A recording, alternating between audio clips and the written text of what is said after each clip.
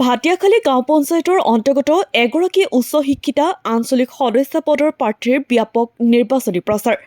শিক্ষা, ৰাস্তা ঘাট আদিৰ উন্নয়নৰ সপোন লৈ BSc আৰু BA ডিগ্ৰীধাৰী নীলোফা চুলতানাই ঘৰে ঘৰে চলায় প্ৰচাৰ অভিযান। নীলোফা চুলতানে ভোটাৰ ৰাইজৰ বিপুল সঁহাৰি লাভ কৰিছে বুলি জনায় প্ৰাৰ্থীগৰাকীয়ে।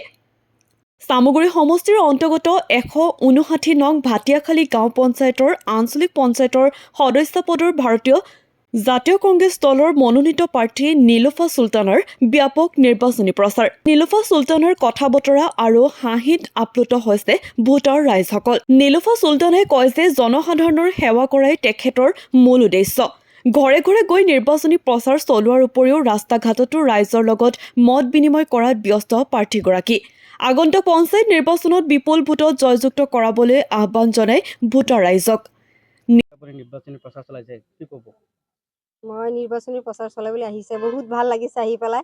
ৰাইজৰ সঁহাৰি মই 100% পাই আছোঁ। মই এতিয়ালৈকে বহুত ভাল লাগিছে মানে।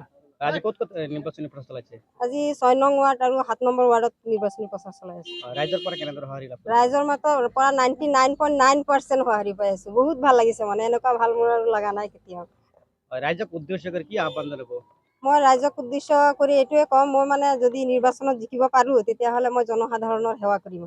হয়, ভাটিয়াখালী গাঁও পঞ্চায়তত ধৰক বিভিন্ন ধৰণৰ ৰাস্তা ঘাট হয়, জৰাজীৰ্ণ অৱস্থা হৈছে। যিহেতু বিজয়ী সাব্যস্ত হয়, তেতিয়াহ'লে প্ৰথমে আপুনি কি কামটো কৰিব মই বুলি ভাবিছে? বিজয়ী সাব্যস্ত হোৱাৰ লগে লগে মোৰ প্ৰথম লক্ষ্য হৈছে মই ভাটিয়াখালী গাঁও পঞ্চায়তৰ যাতায়াত ব্যৱস্থা উন্নত কৰিম, শিক্ষা ব্যৱস্থা উন্নত কৰিম আৰু আপোনাৰ পৰিষ্কাৰ পৰিচ্ছন্ন পৰিৱেশ এটা গঢ়ি তুলিবলৈ চেষ্টা কৰিম, মানে সেয়াই আৰু।